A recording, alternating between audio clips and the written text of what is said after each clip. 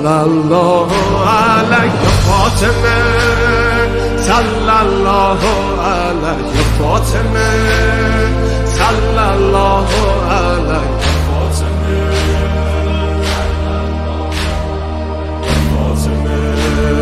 روی لبها نور و قدر و کوثر و طه ذکر نورانی عاشقها تسبیحات حضرت زهرا الله اکبر این همه جلال الله اکبر این همه شکوه الله اکبر در راه علی فاطمه ایستاده مثل یک کوه میدونم که راز شهادت این اشکا رنگ خدا میگیرم من با تسبیحات حضرت زهرا الحمدلله که نوکرتم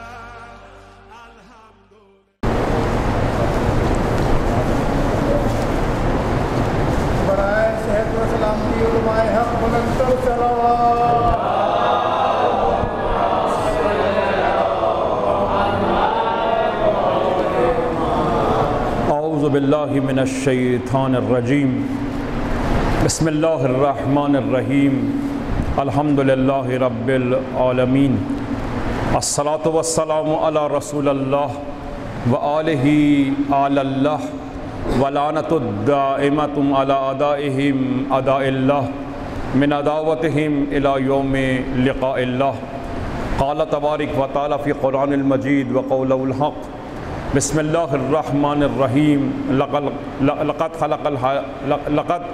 خلق الحیات والموت لیبلوکم ایکم احسن العملا۔ ایک صلوات پڑھیں محمد وآل محمد۔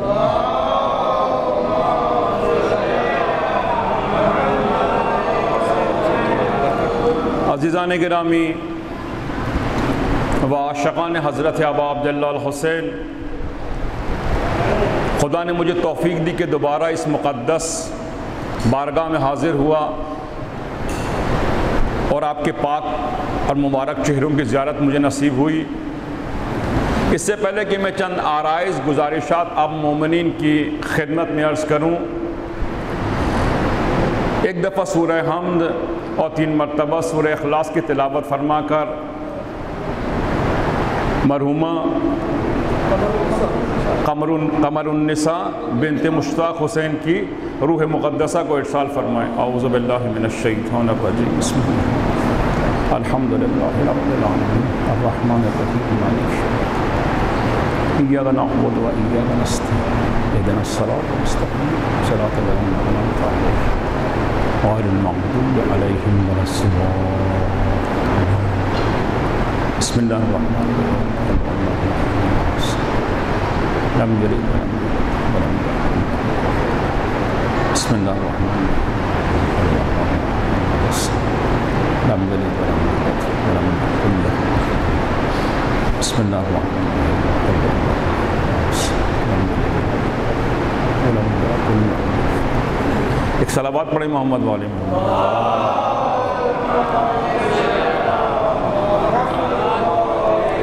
عزیزان گرامی، مجلس ترحیم اور مجلس چہلم ہے۔ میری خواہش ہے کہ مختصر، میرے استاد کہا کرتے تھے کہ ہر متکلم کا کلام اس کی روح کا عکاس ہے۔ ہم جو بھی گفتگو کرتے ہیں، کہا کرتے تھے کہ کسی صاحب سخن کی اگر تم چاہتے ہو کہ اس کی حقیقت سے آگاہ ہو جاؤ، کہتے ہیں کہ ہر متکلم کا کلام اس کی روح کا عکاس ہے۔ کلام جتنا عمیق ہے، لطیف ہے، روح اتنی ہی عمیق اور لطیف ہے۔ کلام جتنا احمقانہ ہے، بچگانہ ہے، بے دلیل ہے، اسناد و ثبوت سے مزین نہیں ہے، سمجھ جاؤ کہ اس صاحب سخن کی روح میں وہ کمالات موجود نہیں ہیں۔ یعنی ہر انسان کا کلام اس کی روح کا عکاس ہے۔ امام صادق سے ایک روایت کہ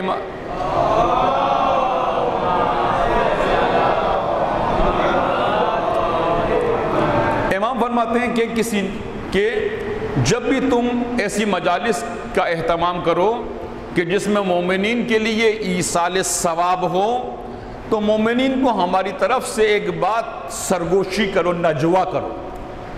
کیا نجوا کرو؟ کہ یہ ایصال ثواب ان لوگوں کے لیے ہے کہ جنہوں نے ہماری ولایت کے نور کو کسب نہیں کیا۔ کاش میں اپنی بات آپ کے قلوب تک پہنچا سکوں۔ کہا کہ ایصال ثواب ان لوگوں کے لیے ہے جنہوں نے ہماری ولایت کے نور کو کسب نہیں کیا۔ تم یہ مت کہو کہ ایصال ثواب ہے، تم یہ کہو کہ یہ وقت ایصال ہے، یہ وقت ارتباط ہے۔ ایک عاشق کا اپنے معشوق کے ساتھ ارتباط ہے، مومن کا بالمومنین کے ساتھ وقت اتصال ہے۔ یہ مومن جب مرتا ہے، در حقیقت روایات میں ہے کہ موت غروب ہو جانے کا نام ہے۔ موت نیستی، نابودی، گمشدگی کا نام نہیں ہے۔ موت فنا اور نیستی کا نام نہیں ہے۔ موت در حقیقت غروب ہو جانے کا نام ہے۔ ہر وہ چیز کے جو غروب ہوتی ہے کہیں نہ کہیں کسی نہ کسی مقام پہ طلوع بھی ہوتی ہے۔ فرمایا کہ موت غروب ہو جانے کا نام ہے۔ جب مومن یہاں پر غروب ہو جاتا ہے، اس کا پاک اور مقدس وجود اس دنیا سے غروب ہو جاتا ہے، تو امام سے پوچھا کہ ابن رسول اللہ وہ کون سا مقام ہے جہاں مومن طلوع کرتا ہے؟ امام نے فرمایا کہ جب مومن کی روح اس دنیا میں اور مومن اس دنیا میں غروب کر جاتا ہے تو برزخ میں طلوع ہوا کرتا ہے۔ امام فرماتے ہیں کہ ابو الفضل العباس یہ طلوع اور غروب کے بارے میں ایک چیز عرض کروں۔ کہتے ہیں کہ جس وقت فرات کے کنارے قمر بنی ہاشم غروب ہوئے، یہ غروب اور طلوع کا مسئلہ عجیب ہے، رمز و راز ہیں، دلیل و برہان و بینات ہیں، عقل و دلیل ہیں۔ فرمایا کہ جس وقت ابو الفضل فرات کے کنارے غروب ہوئے، سر کوثر طلوع ہوئے۔ مومن بھی ایسا ہے، جب اس دنیا میں غروب ہوتا ہے برزخ میں طلوع ہوتا ہے۔ امام سے کسی نے پوچھا سعید کون ہے، سعادت مند کون ہے، سعید کون ہے، اور فرمایا شقی کون ہے۔ امام نے فرمایا 3 نشانیاں سعید کی اور 3 نشانیاں شقی۔ عزیزان گرامی، یہ جو برزخ ہیں یہ تیسرا مقام ہے جہاں انسان کو امیر المومنین کی زیارت ہونے والی ہے۔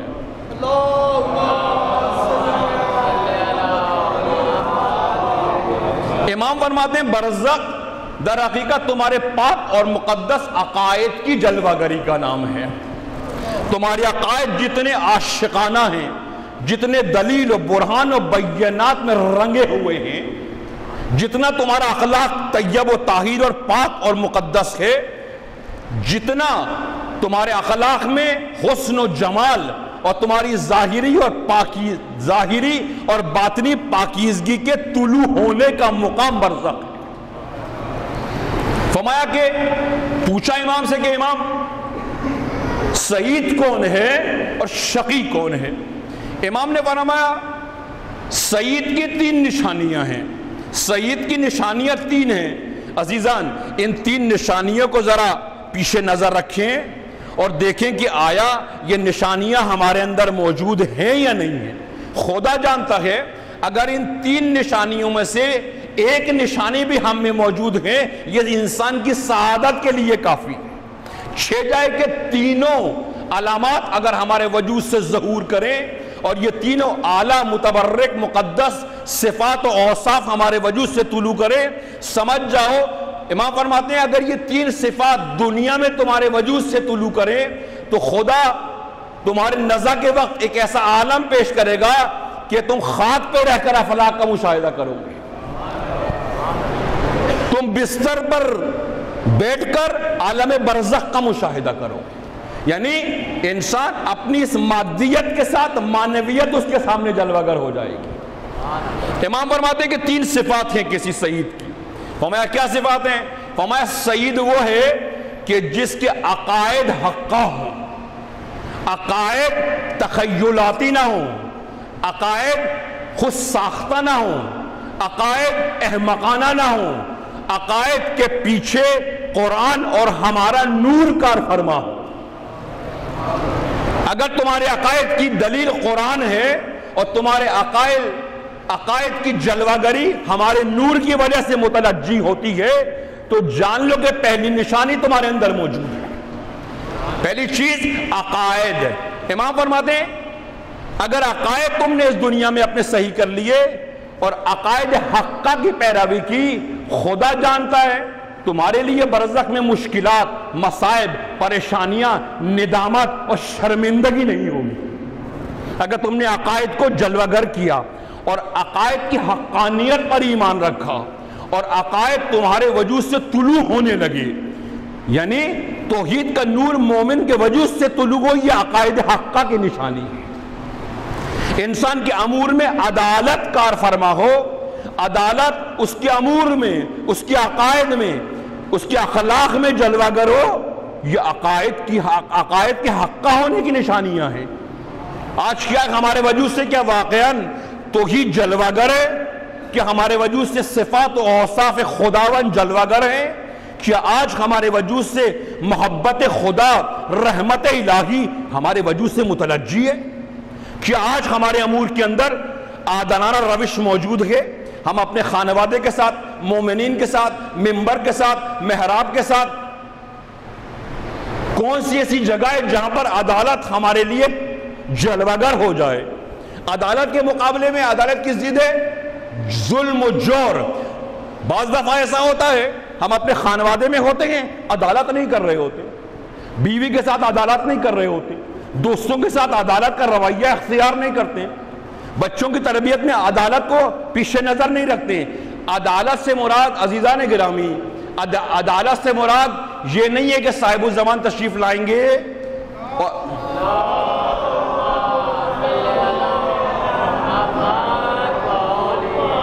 کہ صاحب الزمان جب تشریف لائیں گے زمین پر ایک عادلانہ الہی و رحمانی حکومت کی جلوہ گری ہوگی۔ نہ، عدالت اتنا کم مفہوم والا عقائد نہیں ہے۔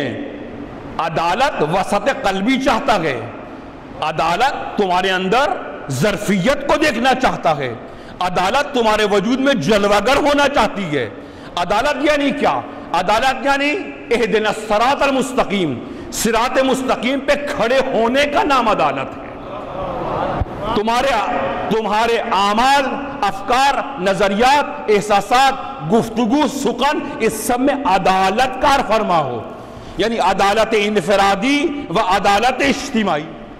عدالت اجتماعی عدالت انفرادی کا مقدمہ ہے۔ جب تک انسان اپنے امور کو عادلانہ انجام نہ دے، انفرادی عدالت اگر کسی وجود سے متلجی نہ ہو اور عدالت کا حسن و جمال و زیبائی کسی انسان کے وجود سے متلجی و ظہور نہ کرے، ممکن نہیں ہے کہ یہ انفرادی عدالت اجتماعی عدالت کا پیش خیمہ ثابت نہ ہو۔ نہ، انفرادیت اجتماعیت کو جنم دیتی ہے۔ آج آپ دیکھیں اختلاف، انتشار، دشمنیاں، عداوتیں، کدورتیں، یہ سب کیوں ہیں؟ اس کے پیچھے کیا شیطانیت ہے؟ اس کے پیچھے کیا ابلیسیت ہے؟ اس کے پیچھے کیا سفیانیت ہے؟ سوچو، غور کرو۔ ہمارے عقائد میں پہلے کیا؟ توحید، پھر کیا؟ عدل۔ پروردگار، عدالت سے اچھا تیرا نام تھا الرحمن الرحیم، الرحمن الرحیم ہوتا، ستار و غفار و عزیز و حکیم و لطیف و خبیر ہوتا۔ نہیں، یہ عدالت کیوں رکھی گئی؟ خود عدالت ہے کیا؟ آیا عدالت فقط گفتگو کرنے کا نام ہے یا عدالت کا اپنا کوئی وجود ہے جو تمہارے وجود سے تجلی کرے؟ عدالت کیا فقط تخیلاتی مسئلہ ہے؟ کیا علم نظری میں آتا ہے؟ علم عملی کا عدالت سے کوئی تعلق نہیں ہے؟ نہ، جتنے بھی علوم ہیں وہ سب تخیلاتی نہیں ہیں، عملی ہیں، عملی ہیں۔ معرفت خدا عملی ہے، محبت اہل بیت عملی ہے، عدالت عملی ہے، برزخ قبر عملی ہے، تمام چیزیں عملی ہیں۔ عدالت فقط یہ کہہ دینے سے کہ عدالت ہمارے اصول دین میں ہے، یہ کہہ دینے سے انسان عادل نہیں ہوتا۔ اور خود سوچو، تحقیق کرو، تشخیص کرو، جاؤ لوگوں سے پوچھو بابا یہ عدالت کیوں رکھی گئی ہے توحید کے فوراً بعد؟ نبوت کیوں نہیں ہے؟ ولایت کیوں نہیں ہے؟ ماد کیوں نہیں ہے؟ رحمت کیوں نہیں ہے؟ سخاوت کیوں نہیں ہے؟ عفو و درگزر کیوں نہیں ہے؟ صبر و استقامت کیوں نہیں ہے؟ یہ اللہ کا نام عدالت توحید کے فوراً بعد اصول دین میں کیوں رکھا گیا ہے؟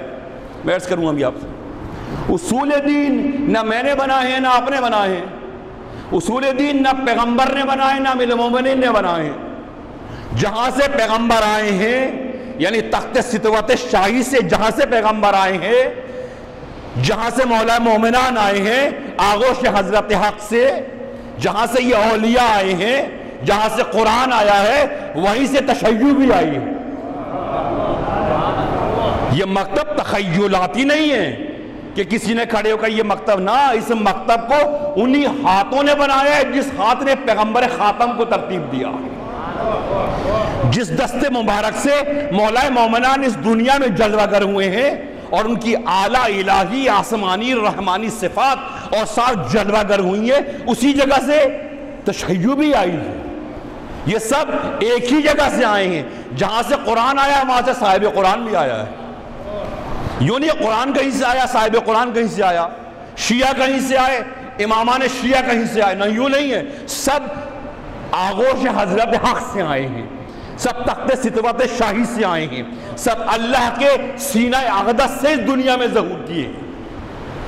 عزیزان گرامی، عدالت بات نہیں ہوتی عدالت کے اوپر ہماری، ہم نہیں سمجھتے عدالت کیا چیز ہے۔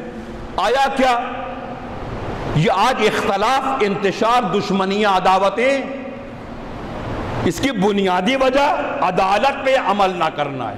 مثلا ماں باپ کے درمیان عدالت، بیوی اور ماں کے درمیان عدالت، بیٹوں بیٹیوں کے درمیان عدالت، کہاں ہے عدالت؟ یہ اگر عدالت ہوتی، عدالت جلوہ گر ہوتی تو آج ہمارے گھروں کا یہ حال ہوتا کہ ہمارے گھر کہ جن کو جمال بہشت ہونا چاہیے تھا، جمال بہشت ہونا چاہیے تھا مومنین کے گھروں کو، آج وہ آتش فشاں بنے ہوئے ہیں، بھائی بھائی کا دشمن، باپ بیٹوں میں لڑائی، بہن بہنوں میں لڑائی۔ یہ کون سا مکتب ہے؟ یہ کون سا مکتب ہے؟ مسجد اختلاف، ممبر اختلاف، عزاداری اختلاف، پیش نماز، یعنی ہر جگہ جاؤ اختلاف، انتشار، دشمنیاں، عداوتیں۔ کیوں؟ یہ کیوں ہے؟ اس وجہ سے کہ عدالت کار فرما نہیں ہے۔ فقط یہ کہہ دینے سے کہ ایک مولانا صاحب عادل ہوں اور عام سا سطحی مفہوم جھوٹ نہ بولتے ہوں۔ بہت سارے ایسے مومن الحمدللہ جو سید الصادق ہیں، جھوٹ نہیں بولتے۔ عدالت کے یہ معمولی مفہوم ہے کہ انسان جھوٹ نہ بولے، کھلا گلا گناہ نہ کرے، نہیں، یہ معمولی مفہوم ہے۔ ان معمولی مفہوم میں اتنی طاقت، قوت، قدرت نہیں ہے کہ ان کو مقام عقائد میں رکھا جائے۔ جو اصول دین ہے یہ ثابت ہیں، متغیر نہیں ہوتے۔ اصول دین متغیر نہیں ہوتے، تبدیل نہیں ہوتے۔ اصول دین ثابت ہیں، متغیر ہیں، اور فروغ دین متغیر ہیں۔ مثلا نماز، سفر میں 2 رکعت، ہاں، روزہ، طاقت ہے، قوت ہے، قدرت ہے، روزہ رکھو، مال ہے، دولت ہے، پیسہ ہے، صحت ہے، تندرستی، حج کرو، نہیں ہے تو تمہارے پر واجب نہیں ہے حج۔ یعنی اصول دین، اعتقاد تمہاری روح کی ضروریات کے مطابق ہیں، اور فروغ دین تمہاری جسم کی استطاعت کے مطابق۔ روح ابدی ہے، جسم فانی ہو جائے گا، عقائد ابد تک تمہارے ساتھ جائیں گے، اور یہ رکوع و سجود و قنوت و قیام یہ تمہارا دنیا میں جب تمہارا عمل ختم ہو جائے گا، جسم ختم ہو جائے گا، تم پر ساقط ہو جائیں گی یہ تمام چیزیں۔ عدالت کوئی معمولی چیز نہیں ہے کہ ہم کہیں کہ عدالت بس توحید، عدل، نبوت، مات، نہ، یوں نہیں ہے۔ عدالت عملی ہے۔ اگر آپ کربلا کا ایک نظارہ کریں، معذرت چاہتا ہوں، مسجد میں آئے ہو، کہیں کے لیے آئے ہو؟ بہت زیادہ جو اچھا ایک خیال آپ کے لیے آیا کہ مسجد میں چلو ثواب کے لیے، نہ، مسجد ثواب کی جگہ نہیں ہے۔ کسی نے آپ کے کان میں، معذرت چاہتا ہوں، جھوٹ بولا ہے کہ مسجد ثواب کی جگہ ہے۔ مسجد ثواب کی جگہ نہیں ہے، مسجد پرواز کی جگہ ہے۔ مسجد ثواب کی جگہ نہیں ہے۔ کس نے آپ سے کہا امام حسین کا فرش ثواب کی جگہ؟ نہ، یہ مقام ثواب نہیں ہے، یہ مقام پرواز ہے۔ یہاں سے انسان کے وجود کے اندر اسماء الہی کی تجلیات ہوتی ہیں، صفات خدا متلجی ہوتی ہیں۔ یہاں پر یہ وہ مرکز و محور ہے کہ جہاں پر انسان کو شربت شراب عدالت پلایا جاتا ہے، کہ انسان کے وجود میں عدالت جلوگر ہو، اس کی گفتگو عادلانہ ہو، اس کی روش عادلانہ ہو، اس کا چلنا پھرنا عادلانہ ہو، اس کا گھر عادلانہ ہو، بچوں کے درمیان اس کی روش عادلانہ ہو، بہن بھائیوں کے درمیان اس کی روش عادلانہ ہو۔ عدالت فقط تخیل کا نام نہیں ہے، عدالت جب تک تمہارے وجود سے جلوہ گر نہیں ہوگی، عدالت اس وقت تک ایک مقام عظمت کو پا نہیں سکتی۔ عدالت اخلاق کا کمال ہے، کمال اخلاق عدالت ہے۔ کسی انسان کی عزت، آبرو، شرف، مقام، مراتب، رکوع و سجود و قنوت و قیامن عزاداری سے نہیں ناپے جاتے۔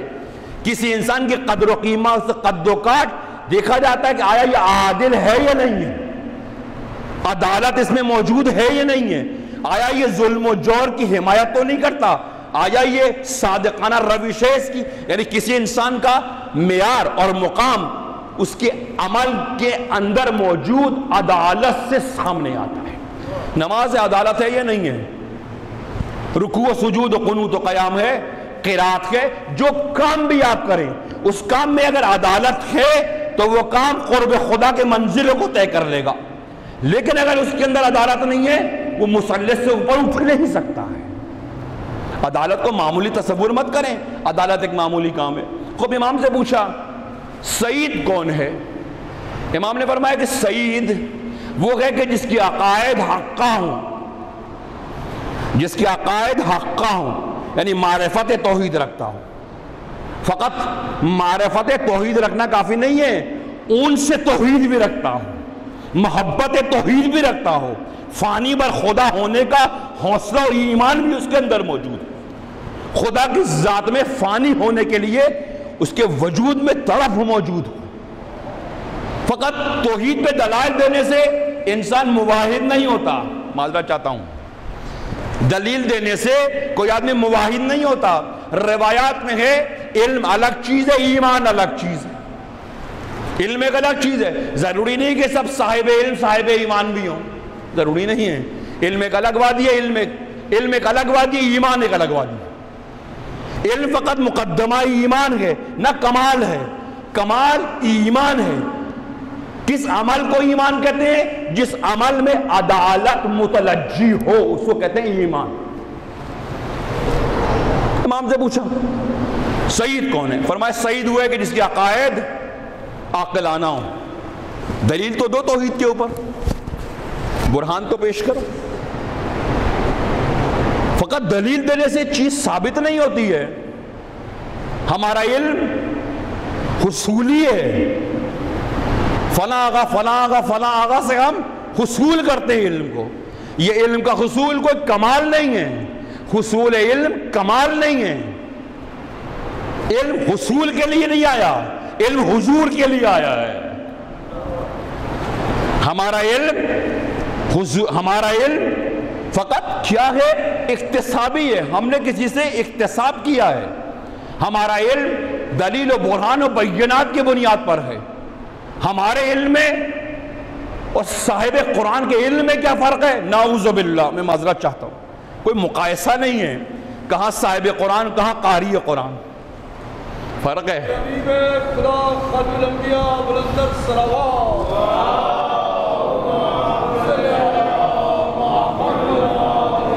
امام کے ایک صحابی ہیں جابر، جس حدیث قصہ میں ایک مستند موارد نقل کیے گئے۔ کہتے ہیں جابر نے امام سے پوچھا امام مجھے توحید کے کچھ رمز و راز بتائیں۔ امام نے یہی جملہ کہا، فرمایا رمز و راز نہ محرموں کو بیان نہیں ہوتے، اس کے لیے کلمہ محرمیت پڑھنا ضروری ہے۔ خدا جانتا ہے رمز و راز نہ محرموں کو منتقل نہیں ہوتے، رمز و راز کے لیے ایک کلمہ محرمیت پڑھنا پڑتا ہے۔ نہ محرم کا بنتی ہے جب تم ایک سیغہ پڑھتے ہو، ایک سیغہ پڑھنے سے نہ محرم بنتی ہے، ایک ہی سیغہ پڑھنے سے محرم نہ محرم بھی ہو جایا کرتی ہے۔ شریعت کا اصول یہ ہے، شریعت کا قانون یہ ہے۔ امام فرماتے اپنی استطاعت کے مطابق توحید کو سمجھنے کی کوشش کرو۔ پھر اس نے کہا کہ میرے پاس وہ علم، وہ تحقیق، وہ تشخیص، وہ راہیں نہیں ہیں۔ امام نے فرمایا کہ خدا تک پہنچنے کے اتنے ہی راستے ہیں جتنی تمہاری سانسیں ہیں، جتنی تمہاری سانسیں ہیں خدا تک پہنچنے کے اتنے ہی راستے ہیں، مت تصور کرو۔ پھر اس نے فرمایا، پھر امام نے ایک عجیب روایت بیان کی جب اس نے کہا کہ آپ کا توحید کے بارے میں کیا خیال ہے، آپ کی توحید کیسی ہے، آیا آپ دلیل و برہان و بینات پہ بات کرتے ہیں؟ امام نے فرمایا نخیر، ممکن نہیں ہے، یہ دلیل و برہان و بینات عمومی ہیں۔ پھر فرمایا کہ آپ کی توحید کیسی ہے؟ فرمایا کہ ہم دلیل و برہان و بینات پہ بات نہیں کرتے، ہم مشاہدے کے قائل ہیں، ہم معشوق کے مشاہدے کے قائل ہیں، ہم ذکر معشوق پہ جان نہیں دیتے، ہم مشاہدہ معشوق پہ جان دیا کرتے ہیں۔ ہمیں کیا پتہ یہ کیا باتیں ہیں؟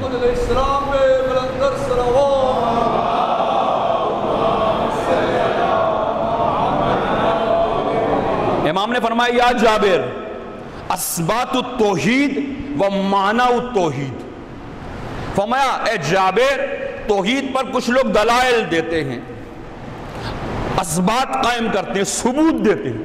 کائنات منظم ہے، ہزاروں دلائل ہیں، میں نہیں چاہتا ہوں ان دلائل کی یہاں پر بات کروں، صرف ایک ذائقہ سمجھانا چاہتا ہوں آپ کو۔ عزیزوں، جو کچھ ہم اس دنیا میں انجام دیتے ہیں، علانیہ کریں یا مخفیانہ کریں، جو کچھ ہم اس دنیا میں انجام دیتے ہیں، جو بھی ہماری فکر ہے، جو بھی شعور ہے، جو بھی احساس ہے، خدا کی قسم وہ سب برزخ میں جلوگر ہونے والا ہے۔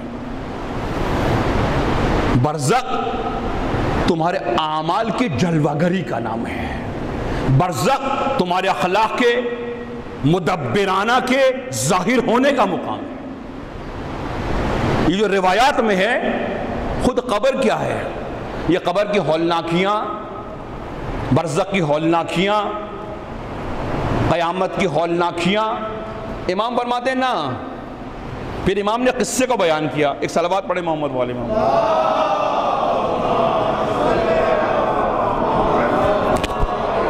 کہتے ہیں کہ ولی خدا کے سامنے ایک ولی خدا، اولیاء سندھ یا غالباً اولیاء بغداد، ان میں سے کوئی ولی ہے، وہ حقہ پی رہے تھے، درس چل رہا تھا ان کا سیر و سلوک کا، درس چل رہا تھا، درس سیر و سلوک چل رہا تھا۔ اچانک ان کے حقیق میں جو چلم تھی وہ خاموش ہو گئی، آگ خاموش ہو گئی۔ انہوں نے اپنے ایک شاگرد سے کہا اس چلم میں آگ لے کر آؤ، آگ لے کر آؤ۔ وہ شاگرد گیا، تھوڑی دیر کے بعد آیا، کہا آگ نہیں ہے، کہاں سے آگ لے کر آؤں؟ انہوں نے کہا جاؤ جہنم سے آگ لے کر آؤ۔ آقا متوجہ ہیں آپ، دقت نظر کرے تھوڑا سا۔ اس ولی خدا نے کہا کہ اپنے شاگرد سے کہا کہ جاؤ جہنم سے آگ لے کر آؤ۔ لوگ چونک گئے، ہاں یہ دنیا کا ایک ظاہر ایک باطن ہے۔ انہوں نے کہا کہ جاؤ جہنم سے آگ لے کر آؤ۔ تھوڑی دیر کے بعد ان کا شاگرد آیا، چلم لے کر آیا، آگ نہیں تھی۔ انہوں نے کہا کیا ہوا؟ کہا جہنم میں بھی آگ نہیں ہے۔ لوگوں نے کہا کیا کہہ رہے ہو؟ کہا اولیاء خدا نے کہا میں کہہ رہا ہوں جہنم میں آگ نہیں ہے، تم اپنی آگ یہاں سے لے کے جا رہے ہو۔ حسد کی آگ، شہوات کی آگ، غصے کی آگ، توہین کی آگ، تکذیب کی آگ، حرص دنیا کی آگ، مال دنیا کی آگ، ریاست طلبی کی آگ، مومنین کی عزت آبرو شرف کو برباد کرنے کی آگ، حسد کی آگ، یہ ساری آگیں تم لے کے جا رہے ہو۔ خدا عز و جل نے کوئی آگ نہیں جلائی، تم اس دنیا سے آگ لے کر جا رہے ہو۔ فرمایا کیا کرے؟ فرمایا وہاں پہ جب یہ آگ بھڑکے گی تلطف ادا، قرآن فرمایا یہ آگ سینوں سے طلوع ہوگی، تمہارے سینوں سے طلوع ہوگی یہ آگ۔ فرمایا کیا کرے؟ فرمایا یہاں اس آگ کو بجھانا آسان ہے، حسد کی آگ کو بجھانا آسان ہے، شہوات کی آگ کو بجھانا آسان ہے، غصے کی آگ کو بجھانا آسان ہے، توہین و تکذیب کی آگ کو بجھانا آسان ہے، سلطہ و سلطنت کی حرص کی آگ کو بجھانا آسان ہے، خود پرستی، خود نمائی، خود خواہی کی آگ کو بجھانا اس دنیا میں آسان ہے، فرمایا جن لوگوں نے اپنے وجود کی آگ کو بجھا دیا وہاں کوئی آگ واگ نہیں ہے. جہنم تمہارے اخلاق کی جلوہ گری کا نام ہے. امام سے فرمایا دوسری چیز کیا ہے؟ امام نے فرمایا دوسری چیز تمہارا اخلاق ہے. اخلاق سے کیا مراد ہے؟ یہاں تک بٹن لگا کے السلام علیکم کرنا یہ اخلاق نہیں ہے. اخلاق کی تعریف عجیب و غریب ہے. اللہ کی صفات اوصاف تمہارے وجود سے جلوہ گر کرنے اس کو کہتے ہیں اخلاق اسلامیہ. یعنی اللہ و صبور، صبر و استقامت تمہارے وجود سے ظاہر ہو، یہ اخلاق ہے. مشکلات کے مقابلے میں عقب نشینی مت کرو. مشکلات کے مقابلے میں کیا کرو؟ مشکلات میں کود پڑو، مشکلات آسان ہو جائیں گی. قرآن فرما رہا ہے قولوا للناس حسنا. خدا جانتا ہے کتنے ہی ایسے گناہ ہیں جو استغفار کہنے سے ختم. کہتے رہیے آپ شب قدر میں ایک تسبیح اٹھائیے اور ساری رات کہیے استغفر اللہ کل ذنب وظلمت کہیے نہ. استغفر اللہ کہنے سے بعض ایسے گناہ ہیں جو استغفر اللہ کہنے سے نہیں ہوں گے. مثلا آپ نے کسی مومن کا مال کھایا ہے، آپ کہے استغفر اللہ، نہ یوں نہیں ہے. جبران ادا کرے یہ استغفر اللہ ہے. کسی مومن کی توہین کی ہے اس سے جا کے معذرت کرے یہ استغفر اللہ ہے. کسی مومن کے چہرے اس کے پاک اور مقدس وجود کو آپ نے اپنی تبلیغات سے بس سے، آپ نے اپنی زبان کی جسارت سے ایک مومن کی عزت، آبرو، شرف، مقام، مرتبے کو برباد کیا ہے، جا کے لوگوں میں اس کے مرتبے کو بحال کریں یہ استغفر اللہ ہے. استغفر اللہ عملی ہے. ایک تسبیح اٹھائے گا استغفر اللہ، نہ یہ استغفر اللہ نہیں ہے. یہ استغفر اللہ معمولی ہے، یہ تمہارے لیے نہیں ہے. استغفر اللہ یعنی تمہارے وجود میں احساس سے توبہ پیدا ہو جائے، احساس سے ندامت پیدا ہو جائے. جو کچھ تم نے کیا ہے اس کا جبران ادا کرو. یتیم کا مال کھایا ہے، جاؤ جا کے اس کا مال دو، یہ استغفر اللہ ہے. کسی کی توہین کی ہے، امام سجاد فرماتے ہیں ایک صلوات پڑھے محمد والے.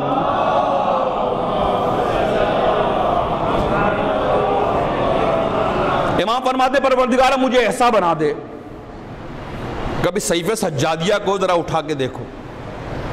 کبھی اگر ادعائے ولایت کرتے ہو، ادعائے محبت و ولایت کرتے ہو، میں پہلے بھی کہہ چکا ہوں اسی منبر سے، حلوہ کہنے سے دہن میٹھا نہیں ہوتا.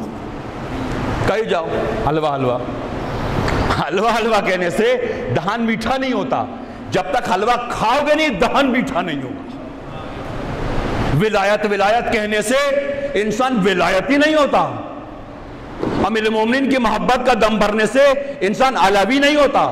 میدان عمل میں کودنا پڑے گا، ریاضت کرنی پڑے گی، اخلاقی کمالات اپنے وجود سے ظہور کرنے پڑیں گے، اپنی ظاہر اور باطن کی تربیت کرنی پڑے گی، اپنے اخلاق کو حقانہ کرنا پڑے گا، اپنے اخلاق کو ربانی کرنا پڑے گا.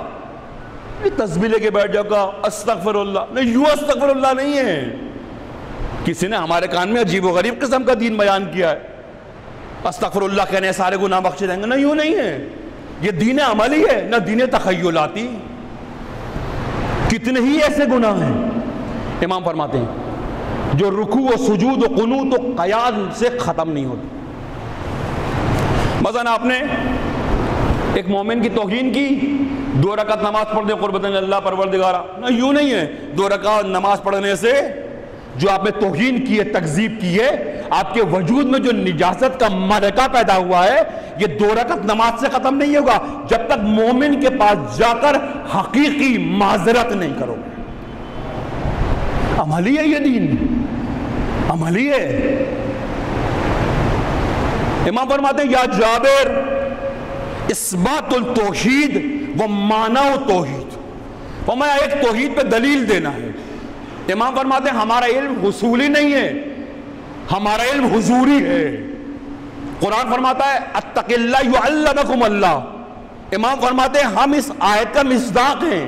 اس آیت کا مطلب کیا ہے کہ اگر تم تقوی کے منازل کو طے کرو گے تو اللہ تمہیں اپنا شاگرد بنائے گا اور اسرار اور رموز تمہارے قلب میں جاری و ساری ہو جائیں گے. امام نے فرمایا کہ ہم نے اللہ کے علم سے علم حاصل کیا ہے، نہ بندوں کے علم سے علم حاصل کیا ہے۔ ہم توحید پہ دلائل نہیں دیتے، ہم مشاہدہ توحید کے آرزو مند ہیں۔ امام فرماتے ہیں معنی و توحید، ہم اللہ کے سینے سے طلوع ہوتے ہیں، ہم اس کی صفات کے جلوہ گر ہیں، ہم اس کے اسما کے جلوہ گر ہیں۔ جتنے بھی اللہ کے صفات کے یہ تمام اہل بیت علیہ السلام متلجی ہیں۔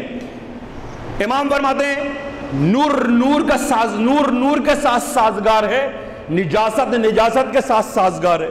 امام فرماتے ہیں بعض مومن جب صراط حق پر آئیں گے، صراط ہم سمجھتے ہیں صراط ایک پل کا نام ہے، ایسے سیدھا بنا ہوا ہے۔ امام فرماتے ہیں نہ یوں نہیں ہے، صراط جہنم کی تہ سے گزر کے اوپر جاتا ہے، جہنم کی تہ سے گزر کے جاتا ہے اوپر۔ پھر فرمایا امام فرماتے ہیں کچھ لوگ پل صراط پہ جائیں گے تو جہنم کی آگ سرد ہو جائے گی،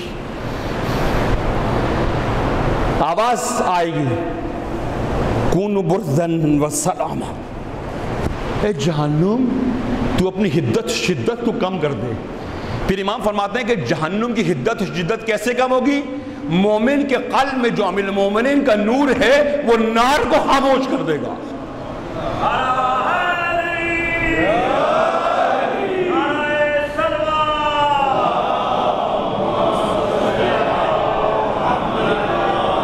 اخلاق کا نور، نور اخلاق، قولوا الناس حسنا قولوا للناس حسنا۔ امام فرماتے ہیں کتنے ایسے گناہ ہیں ان کا الگ الگ استغفار کا طریقہ کار الگ الگ ہے۔ باپ کی توہین کی ہے کیا کرو؟ معذرت نہیں کرو، میں کئی دفعہ کہہ چکا، معذرت نہیں کرو، باپ کی توہین کی ہے جا کے باپ کے ہاتھ پر بوسہ کرو، پہلے بھی کہہ چکا ہوں اس منبر سے۔ امام فرماتے ہیں کبھی کبھی ہم اپنی امام فرماتے ہیں کبھی کبھار ہمارے مومن اپنی زبان ذوالفقاری سے اپنے ماں باپ کے قلب پر وہاں وار کرتے ہیں جہاں انگلیاں مرہم رکھ نہیں سکتی۔ ہاں ہم اپنی زبان ذوالفقاری سے یہ بد زبانی، بد فکری، احمقانہ روش، اختلاف، انتشار، بی ادبی، مولا کائنات فرماتے ہیں لا شرف مسوی ندب، جس گھر میں ادب نہیں ہے وہ گھر شرف تک نہیں پہنچ سکتا ہے۔ جس انسان کے اندر ادب کی روحانیت و معنویت نہیں ہے وہ شخص شرف مقام شرف تک پہنچ نہیں سکتا۔ بے ادب انسان، جسور انسان خدا کی قسم حریم اہل بیت میں داخل نہیں ہو سکتا ہے۔ جس انسان کی زبان میں توہین و تکذیب ہو، جس انسان کے وجود میں نجاست و کثافت ہو، اللہ جانتا ہے جب تک یہ نجاستیں موجود ہیں انسان حریم اہل بیت میں دخول و ورود اس کا ہو نہیں سکتا، نہیں ہو سکتا ہے۔ پھر امام فرماتے ہیں خدا مومن سے بہت محبت کرتا ہے، خدا مومن سے بہت محبت کرتا ہے۔ خدا کیا کرتا ہے؟ بس ایک مومن کا وقت آ گیا، وقت نزا آ گیا، ایک مومن اصلاح نہیں کی، متوجہ نہ ہو سکا، غلاف غفلت میں محبوس رہا، سمجھ نہیں سکا حقائق کو، اخلاق نورانی و معنوی پہ سمجھ نہیں سکا، اس کے وجود سے اخلاق طلوع نہیں ہو سکا، اعمال صالحہ نہ کر سکا، پھر کیا خدا کیا کرے گا اس کے ساتھ؟ امام فرماتے ہیں خدا اس پر موت کے وقت ایک وحشت طاری کر دے گا۔ یہ وحشت قبر، وحشت موت، برزخ کی ہولناکیاں، خدا کی قسم یہ سب تمہیں پاک کرنے کے لیے ہیں۔ یہ تمام وہ جو آپ سنتے ہیں یہ جو قبر میں ازدے ہیں یہ کون سے ہیں؟ یہ بد اخلاقی کے ازدے ہیں۔ یہ ازدے تم اپنے ساتھ لے کر جا رہے ہو۔ بد اخلاق آدمی دنیا میں بھی لوگوں کو تکلیف دیتا ہے اور یہی بد اخلاقی اس کو آخرت میں بھی تکلیف دے گی۔ یہ توہین، یہ تکذیب، یہ جسارتیں، یہ احمقانہ اعمال متلجی ہوں گے قبر کے اندر۔ امام فرماتے ہیں کہ مومن پہ جو عذاب کی بات کی گئی ہے در حقیقت یہ عذاب نہیں ہے، یہ مومن کی روح کو پاک کرنے کی حکمت الہی، خدا پاک کر رہا ہے تمہیں۔ مشکلات، پریشانیاں تمہیں نابود کرنے کے لیے ہی نہیں آتی ہیں، چاہے مشکلات دنیاوی ہو یا مشکلات اخروی ہو۔ ہر مشکل تمہارے جوہر کو کھولنے کے لیے آتی ہے، ہر مشکل تمہارے درجے کو بلند کرنے کے لیے آتی ہے، ہر مشکل تمہارے اندر کمالات پیدا کرنے کے لیے آتی ہے، ہر مشکل تمہارے اندر تمہاری معنوی شخصیت کو روحانی متلجی کرنے کے لیے آتی ہے۔ امام فرماتے ہیں تیسری چیز کیا ہے؟ اعمال صالحہ، یعنی عقائد حقہ، اخلاق کریمانہ و اعمال صالحہ۔ فرمایا یہ تین صفات جس کے اندر ہیں وہ سعید ہے، دنیا میں سعادت کو حاصل کر چکا ہے، دنیا میں وہ اسناد سعادت لے چکا ہے، اس کے لیے عذاب قبر نہیں ہے، اس کے لیے برزخ کی ہولناکیاں نہیں ہیں، اس کے لیے جہنم کی آوازیں صدا و ساز نہیں ہیں۔ پیغمبر اپنی مسجد سے نکلے، دیکھا ایک شخص ٹیک لگائے کھڑا ہوا ہے۔ پیغمبر نے اپنے اصحاب سے کہا بہتر نہیں اس شخص سے بات کریں؟ کہ یا رسول اللہ کرتے ہیں اس سے بات۔ پیغمبر گئے، دیکھا ایک شخص دیوار سے ٹیک لگائے کھڑا ہے۔ پیغمبر نے فرمایا کیا حال ہے تمہارا؟ تم نے صبح کیسے آغاز صبح تم نے کیسے کی؟ کہا یا رسول اللہ میں نے یقین کے ساتھ صبح کا آغاز کیا، یقین کے ساتھ میں نے صبح کا آغاز کیا۔ پیغمبر نے فرمایا یہ بڑا ادعا ہے تمہارا، بڑا دعویٰ ہے تمہارا، ہر یقین کی کچھ شرائط ہیں، ان شرائط کو بیان کرو۔ کہا یا رسول اللہ یہ یقین ہے جو رات کو مجھے سونے نہیں دیتا اور دن میں مجھے بھوکا پیاسا رکھتا ہے۔ ہاں اولیاء الہی ایسے ہیں، ہمارے اتنا رات کو غفلت کی نیند نہیں سوتے، در حقیقت ان کی نیند بھی بیداری ہے، تو بیداری کیسی ہوگی؟ پھر پیغمبر نے فرمایا اے شخص میں تمہارے اندر بہت ساری عظمتوں کو محسوس کر رہا ہوں، کچھ بیان کرو۔ اس نے کہا یا رسول اللہ جنت میں جو جنتی مزے لے رہے ہیں، جو جنت میں جو لذت و لذات ہیں، یا رسول اللہ اپنے جسم کے ساتھ اس جنت کی لذت کو حاصل کر رہا ہوں۔ انہوں نے فرمایا کچھ اور بتاؤ۔ کہا جہنم میں جو جہنمی جل رہے ہیں اس کے شعلوں کی تپش کو اپنے جسم پر محسوس کرتا ہوں۔ پیغمبر نے کہا صدقنا یا اخی، سچ کہا تم نے۔ اب ایک اور بات کا جواب دو۔ پھر اس نے کہا یا رسول اللہ اگر آپ اجازت دیں تو میں آپ کو بتا سکتا ہوں کہ آپ کے اطراف کھڑے ہوئے کون کون سے صحابہ کو جہنم پکار رہا ہے، آپ کے اصحاب میں سے کون کون سے ہیں کہ جو ایندھن جہنم بننے والے ہیں۔ پیغمبر نے اس کے ہونٹوں پہ ہاتھ رکھا، کہا کہ ساکت باش، یہ رمز و راز کی جگہ نہیں ہے، غیروں کا مجمع ہے۔ پھر اس نے کہا یا رسول اللہ میں آپ کے اصحاب کے درجات، مقامات، درجات و درکات کو بیان کر سکتا ہوں۔ جنت کے درجات کے، دوزخ کے درکات ہیں، درد، رنج، علم، جنت کے درجات۔ فرمایا کہ رسول اللہ مجھے معلوم ہے ان میں نے کون کون سے درجات تک جانے والے، کون کون درک واصل ہونے والے۔ پیغمبر نے فرمایا ان باتوں کو سب کے سامنے بیان نہ کرو، اس کے لیے خلوت ہے، یہ مقام جلوت نہیں ہے، یہ مقام خلوت کی باتیں ہیں۔ پھر پیغمبر نے کہا کہ مجھے ایک رمز و راز بتاؤ، یہ حالت تمہاری کیسے ہوئی؟ دنیا میں رہتے ہوئے برزخ، جسم پہ رہتے ہوئے معنویت، یہاں رہتے ہوئے عالم آخرت کا مشاہدہ کر رہے ہو۔ آخر تم نے کیا کیا؟ کیا وظیفہ پڑھا؟ کیا وظیفہ تم نے پڑھا؟ کیا ذکر خدا تم نے کیا؟ کیسے تم اس مقام پر پہنچے؟ اس نے ایک لطیف بات کہی، لطیف بات کہی۔ اس نے کہا یا رسول اللہ میں نے آپ کی باتوں کو یہاں سے نہیں سنا۔ رسول اللہ، یا رسول اللہ میں نے آپ کی باتوں کو یہاں سے نہیں سنا، رسول اللہ میں نے آپ کی باتوں کو قلب کے کانوں سے سنا ہے، قلب کے کانوں سے سنا۔ پھر پیغمبر نے فرمایا اے مرد چه آرزو داشت، تیری آرزو کیا ہے؟ سوچے اس آدمی کی آرزو کیا ہوگی؟ لوگوں کے درجات سے برزخ تمام چیزوں کو دیکھ رہا ہے، مشاہدہ کر رہا ہے۔ خود اس کی آرزو کیا؟ خود جنت کا مشاہدہ کر رہا ہے، جنت میں جانے سے پہلے جنت کا مشاہدہ کر رہا ہے۔ خود اس کی آرزو کیا ہوگی؟ اس کی تمنا کیا ہوگی؟ پیغمبر نے پوچھا تیری آرزو کیا ہے، تیری تمنا کیا ہے، تیری تمنا؟ فرمایا یا رسول اللہ اقتلونی فی سبیل اللہ، رسول اللہ دعا کیجئے کہ اللہ شہادت کا ذائقہ مجھے چکھائے، ذائقہ شہادت اور شراب شہادت مجھے پلائے۔ عزیز گرامی، یہ مجلس خود یہ مرحومہ، خود مرحوم کی ایک عظمت ہے۔ اس کی عظمت کیا ہے کہ اس کے وسیلے سے اس کی جو یہ مجلس ترحیم، مجلس چہلم جو بپا کی جا رہی ہے، نہیں معلوم کہ اس مومن اور مومنہ کے وسیلے سے کس کس کے قلب میں خدا اپنی محبت کا نور پیدا کرتا ہے۔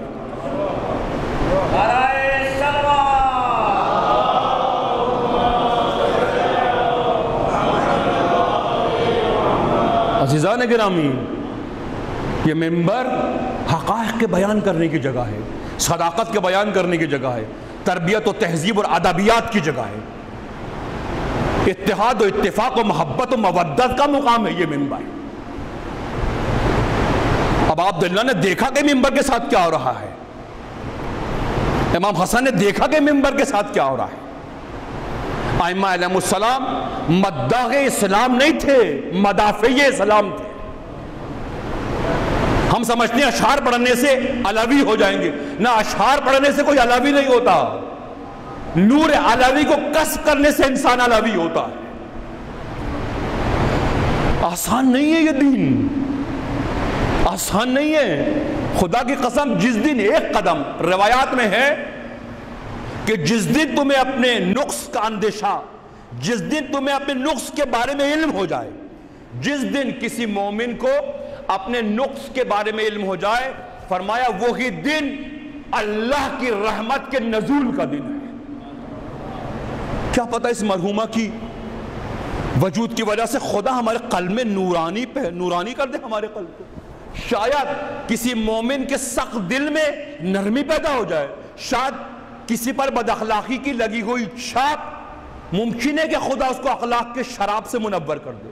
ممکن ہے کہ وہ انسان جو حالت غفلت میں ہے، اس مرحومہ کی 40ویں کی وجہ سے خدا اس کو بیداری کی حالت پیدا کرے۔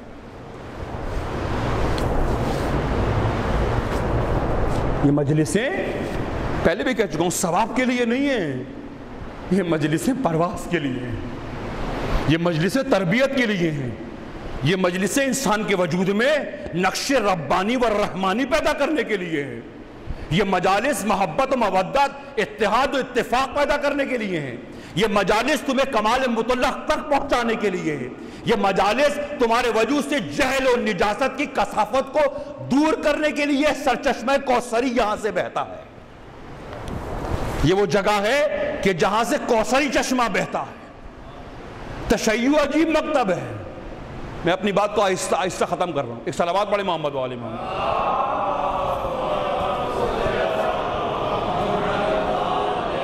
خدا نے تشیع کے وجود میں ظرفیت پیدا کی ہے۔ رب اشرح لی صدری ویسر لی امری، کیا مطلب؟ پروردگار میرے قلب میں وسعت پیدا کر، میرے قلب کے اندر ظرفیت پیدا کر، میرے قلب میں اس قدر حسن و جمال پیدا کر، اس قدر طلب معرفت پیدا کر، اس قدر جذابیت اور کشش پیدا کر اپنی طرف کہ میرے قلب میں تیری محبت کی جگہ بن سکے۔ امام فرماتے ہیں تم خدا سے دعا کرو، خدا سے دعا کرو، یوں مت کہو کہ پروردگار میرے قلب میں اپنی محبت کا چراغ روشن کر، یوں کہو کہ پروردگار میرے تہخانہ قلب میں اپنی محبت کے چراغ کو روشن کر۔ یہ تہخانہ قلب میں جب تک نور اہل بیت نہیں پہنچے گا، انسان کے وجود میں عالم غیب سے کشش پیدا نہیں ہوگی، کشش پیدا نہیں ہوگی۔ یہ مجلسیں جہل کی نجاست کو دھونے کے لیے سرچشمہ نور ہے۔ تشیع عجیب مکتب ہے، بس میں اپنی بات ختم کر رہا ہوں۔ تشیع عجیب مکتب ہے، تشیع کی ظرفیت عظیم ہے، اس میں جذابیت ہے، کشش ہے اس مکتب کے اندر۔ تشیع کا قلب ایسا ہے کہ جو زمزم سے سیراب ہونے والا نہیں ہے، زمزم میں یہ قوت، قدرت، توانائی موجود نہیں ہے کہ قلب تشیع کو سیراب کر دے۔ زمزم میں یہ قوت نہیں ہے، زمزم میں یہ قوت نہیں ہے کہ قلب تشیع کو آرام نصیب ہو۔ روایات میں کہ شیعہ زمزم سے سیراب ہو نہیں سکتا ہے. وہ شیعہ نہیں ہے جو زمزم سے سیراب ہو جائے. شیعہ وہ ہے جو کوثر کی آرزو کرے.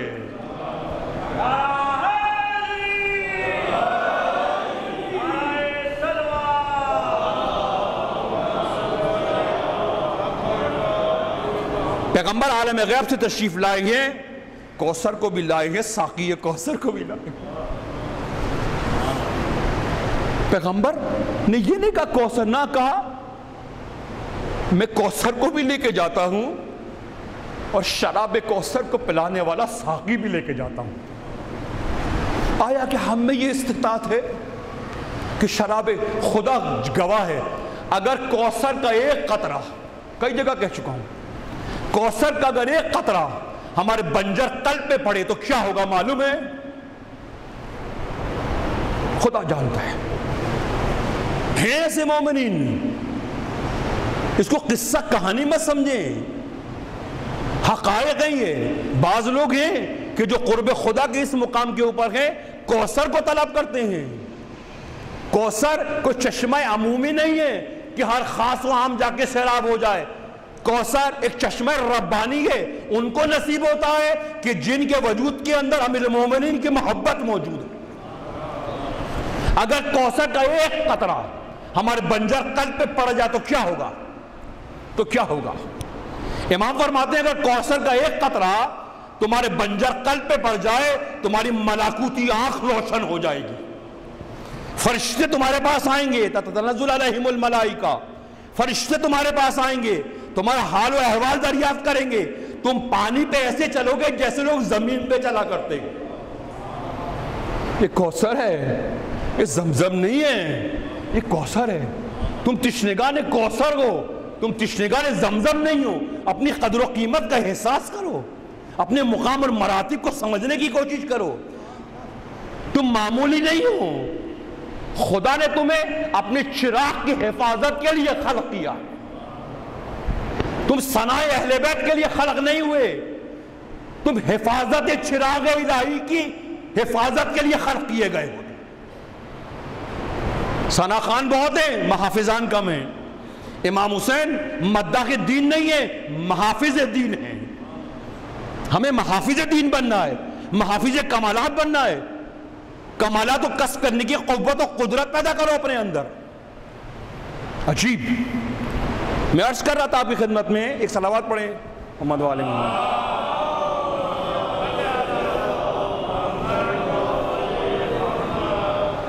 ہمارے ہاں کیا ہے, میں عرض کر رہا تھا آپ کی خدمت میں, حضرت ابا عبداللہ الحسین امام عادل ہیں. ابھی سنا ہے ہم نے. ہم کیا کہتے ہیں؟ ہم کہتے ہیں بیٹیاں باپ کی ہیں, بیٹے ماں کے. کیا کہتے ہیں؟ بیٹیاں باپ کی ہیں, بیٹے ماں کی. یہ احمقانہ تقسیم کس نے کی؟ کس نے یہ احمقانہ تقسیم کی ہمارے یہاں؟ جس نے بھی یہ احمقانہ تقسیم کی ہے وہ بہت اچھا آدمی ہو مگر عادل نہیں ہے. نور عدالت ثابت نہیں کرتی کہ بیٹے ماں کے ہو, بیٹیاں ماں کی. یہ احمقانہ روش ہے جو ہمارے یہاں اپنائی گئی ہے. یوں نہیں ہے. کچھ لوگوں نے تحقیق و تشخیص کے دامن کو پھیلایا. انہوں نے جمع کیا ابا عبداللہ الحسین کے کچھ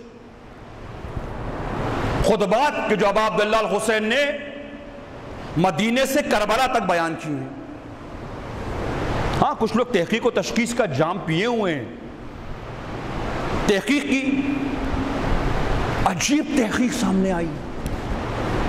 تحقیق کی کہ ابا عبداللہ الحسین نے مدینے سے جو خطبات دیے اور آخری دم تک جو خطبہ دیا اس میں ایک چیز قدر مشترک تھی.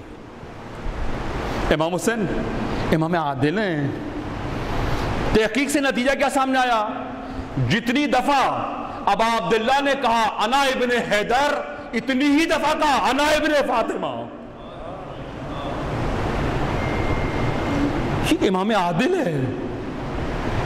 ایک عادل انسان اپنے باپ سے بھی اتنی محبت کرتا ہے جتنی اپنی ماں سے محبت کرتا ہے. یہ تقسیم غیر عادلانہ ہے. بیٹے ماں کے اور بیٹیاں باپ نہ, یہ تقسیم غیر عادلانہ ہے. ایک عادل گھرانے میں بچے ماں سے جتنی محبت کرتے ہیں باپ سے بھی اتنی محبت کرتے ہیں. باپ کا بھی اتنا احترام کرتے ہیں جتنا ماں کا احترام کرتے ہیں. یوں نہیں ہے کہ بیٹے ماں کے اور بیٹیاں، نہ ایسا نہیں ہے. ایک شیعہ گھرانے کے اندر بیٹیاں بھی اپنے باپ سے اتنی ہی محبت کرتی ہیں جتنا بیٹے اپنے ماں سے محبت کرتے ہیں. دونوں کی محبت مساوی ہو تو یہ روش عادلانہ ہے، یہ روش عادلانہ ہے. امام سجاد فرماتے ہیں کہ میں کمسن تھا، مدینے میں ایک شخص میرے بابا کے پاس آیا، اس نے میرے بابا سے ایک عجیب گفتگو کی. اس نے کہا یا ابن رسول اللہ، ابھی کچھ دن پہلے میری بیوی کا انتقال ہو گیا، میرے بچے بہت چھوٹے ہیں، کمسن ہیں. میرا بیٹا بڑا ہے، بڑے بیٹے کو میں نے سمجھایا، وہ سمجھ گیا، لیکن جس دن سے اس بچے کی ماں مری ہے یہ اپنے گھر میں داخل نہیں ہوا، ہمیشہ مادر مادر کی صدا بلند کرتا ہے. آپ چلیے اور اس بچے پر کوئی دعا، کوئی نصیحت، اپنے نور کی تجلی اس پر کیجئے کہ بچے کے قلب سے ماں کی محبت کم ہو جائے، اس کی یاد مندل پڑ جائے، اس کی یاد کے نقوش کم ہو جائے اس کے قلب میں. امام نے عجیب جواب دیا. امام نے فرمایا ماں اللہ کی رحمت کا جلوہ ہے، ماں اللہ کی رحمت کا جلوہ ہے. فرمایا جب میرے بابا یہ بات کر رہے تھے تو میرے بابا کو عجیب محسوس ہوا. بابا نے کہا چلو میں تمہارے گھر چلتا ہوں، اس بچے کو سمجھاتا ہوں. فرمایا میرے بابا اس کے گھر میں گئے، اس بچے کو اپنی آغوش میں لیا. امام فرماتے ہیں نہیں معلوم کہ میرے بابا نے اسے کیا کہا، وہ بچہ زار زار رونے لگا، زار زار رونے لگا اور کہا کہ بس اب میرے قلب کو سکون نصیب ہوا، گھر میں چلا گیا. فرمایا جب میرے بابا وہاں سے لوٹ رہے تھے، میں کمسن تھا، اپنے بابا کے ساتھ تھا، لوٹ رہے تھے اس گھر سے، تو میں دیکھ رہا تھا کہ میرے بابا کے رخسار سرخ کے اوپر ایک آنسو تھی جو تھمتے نہیں تھے. ایک سیلاب عشق تھا جو ابا عبداللہ کے پاک اور مبارک رخسار پہ سیلاب کی طرح بہ رہا تھا. کہا میں نے راستے میں اپنے بابا سے پوچھا بابا اس قدر آپ گریہ فرما رہے ہیں، اس قدر گریہ کر رہے ہیں، آخر ایسا کیا ہوا؟ کہا میرے بابا خاک پر بیٹھ گئے. کہا میرے بابا، جب میں نے یہ سوال کیا بابا آپ پر اس کا گریہ کیوں طاری ہے، پھر میں نے جب اپنے باپ کی یہ حالت دیکھی تو امام فرماتے ہیں کہ میں نے اپنے ہاتھوں کو اٹھایا اور میں نے اپنے باپ کے سامنے کہا پروردگار بحق فاطمہ، بحق فاطمہ. جیسے ہی میں نے اپنی دادی کا نام لیا میرے بابا پہ لرزہ طاری ہو گیا، میرے بابا کے وجود میں ایک زلزلہ پیدا ہوا، میرے بابا بے چین ہو گئے. پھر میرے بابا نے خاک اٹھائی اور اپنے سر کے اوپر رکھ دی. میں نے کہا بابا کیا ایسا واقعہ ہوا؟ فرمایا سید سجاد جس بچے کو جو گھر پہ بیٹھا ہوا تھا باہر اپنے گھر نہیں جا رہا تھا، اس کی کیفیت کو میں جان سکتا، یہ کیفیت مجھ پہ گزری. امام نے ایک تفصیل بیان کی. پھر فرمایا سید سجاد میں بہت کمسن تھا، بہت کمسن تھا. جس وقت عجیب و غریب حالات پیش آئے میں رات کو دیکھتا تھا، رات کو میری ماں دیر تک آنسو بہایا کرتی تھی، دیر تک کہا کرتی تھی یا رب یا رب یا رب. فرمایا میں دیر تک اپنی ماں کا مشاہدہ کرتا تھا. میری ماں مصلی پہ کھڑی ہوتی تھی تو ایسے کانپتی تھی جیسے طوفان باران میں درخت کانپا کرتا ہے. امام فرماتے ہیں جیسے کہ میں نے دادی کا نام لیا میرے بابا پہ ایک رقت طاری ہوئی اور میرے بابا نے اس واقعے کو نقل کیا. فرمایا سید سجاد تم نہیں جانتے، تم اس کیفیت سے نہیں گزرے. اے میرے فرزند اگر انسان کمسن ہو اور کمسنی کے عالم میں اس کی ماں اس دنیا سے چلی جائے تو تم نہیں جانتے ان بچوں پہ کیا گزرتی. فرمایا میں اپنے گھر میں مقیم تھا، اچانک ہمارے گھروں کے اطراف میں ایک گروہ کی آمد نظر آئی، ہمیں ایک گروہ نظر آیا. میں نے اپنے بھائی سے کہا بھیا لوگ آ رہے ہیں ہماری طرف، شاید میری ماں سے نانا کی تعزیت کرنے کے لیے آ رہے ہیں۔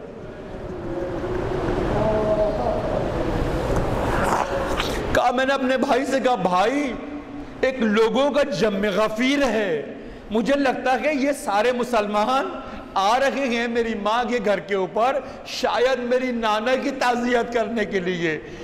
جیسے ہی میں نے یہ کہا میرے بھائی حسن کھڑے ہوئے، عجیب چہرے کا رنگ بدلا، مجھے قریب بلایا اور اشارہ کیا اور کہا کہ اے حسین جب لوگ کسی کے یہاں تعزیت کے لیے جاتے ہیں ارے آگ لے کر نہیں جاتے،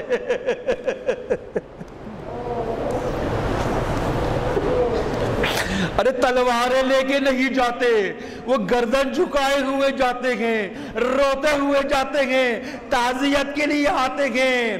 اے میرے بھائی یہ تعزیت کے لیے نہیں آئے، ارے تعزیت کے لیے نہیں آئے، ارے یہ آئے ہیں تاکہ حق کی رسالت کو ادا کر سکے۔ اے حسین تم دیکھنا ارے اس امت نے کس طرح حق کی رسالت کو ادا کیا۔ امام فرماتے ہیں میں کم سن تھا، اچانک میری ماں کی آواز آئی، میری ماں نے کہا اے میری دلبر، اے میرے حسین، ارے میرے قریب آؤ۔ میں دوڑتا ہوا گیا، اپنی ماں کے سینے سے لگ گیا۔ اچانک ہمارے گھر کے اوپر کچھ لوگ آئے، عجیب و غریب آوازیں تھیں۔ امام فرماتے ہیں جب تک رسول اللہ موجود تھے ہم نے ایسی اونچی آواز کبھی اس ڈیوڑی پہ نہ سنی تھی، ارے کبھی اس گھر پر کوئی جسارت کے ساتھ نہیں آتا تھا۔ اللہ کا رسول آتا تھا، ارے چوکٹ کو پکڑتا تھا اور کہتا تھا السلام علیکم یا اہل بیت نبوہ۔ فرمایا میں نے اپنی ماں سے پوچھا ماں یہ کون لوگ ہیں، یہ کون لوگ ہیں جو زور زور سے میرے بابا کو آواز دے رہے ہیں؟ ارے کون ہے جو کہہ رہا تھا این علی، این علی، علی کو بلاؤ۔ ارے جب میرے امام فرماتے ہیں جیسے ہی میری ماں نے سنا کہ علی کو بلا رہے ہیں میری ماں دروازے کے پاس گئی۔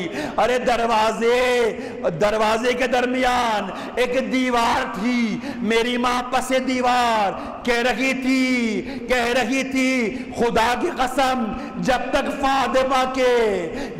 فاطمہ کے وجود میں خون کا ایک قطرہ ہے علی کو تمہارے حوالے نہ کروں گی۔ امام فرماتے اچانک میں نے کیا دیکھا، وہ دروازہ جس کو رسول اللہ پکڑ کر، جس کو جبرائیل پکڑ کر سلام و دعا کرتے تھے، اس دروازے کو جلا دیا گیا۔ ارے جلتا ہوا دروازہ دیوار پر گرا، ارے گرم دیوار، میری ماں بس مجھے آواز آ رہی تھی یا حسین یا حسین۔ میں نے دیکھا میرا بھائی حسن قریب گیا، ارے مٹی کو ہٹانے لگا، اچانک میں نے دیکھا میری ماں کے وجود سے خون نکل رہا ہے۔ جیسے ہی میری ماں نے خون کو دیکھا گریہ کیا، بس ایک جملہ کہا عزیزو، فاطمہ نے ایک جملہ کہا، بس ایک جملہ کہا، کیا کہا؟ یا مہدی، یا مہدی، یا مہدی۔ اللہ لعنت اللہ قوم الظالمین۔ پروردگار مرحومہ کو جوار حضرت زہرا سلام اللہ علیہ میں جگہ عطا فرما، ان کے پسماندگان کو سب شکر کی توفیق عطا فرما، ان کے دہکتے ہوئے قلب کو آرام و سکون و قرار نصیب فرما۔ پروردگار قبر میں اور بالائے قبر اور زیر قبر اہل بیت علیہ السلام کے نور سے مرحومہ کی قبر کو منور فرما دے، ان کے ظاہری اور باطنی گناہوں کو مغفرت فرما دے، ان کے پاک اور مقدس مخلصانہ عمل کی ان کو جزا عطا فرما، حضرت زہرا کے جوار میں ان کو جگہ عطا فرما، صاحب الزمان کے ظہور میں تعجیل فرما، ہمیں عزت آبرو شرف اور عادلانہ زندگی گزارنے کی توفیق عطا فرما۔ پروردگار ہمارے قلوب سے محبت الہی کا آفتاب روشن فرما، صاحب الزمان کے قلب اطہر کو ہم سے راضی و خوشنود قرار دے، ہمارا خاتمہ بخشش مغفرت اور بالآخر شہادت پر قرار دے، بر خاتم الانبیاء محمد صلوات۔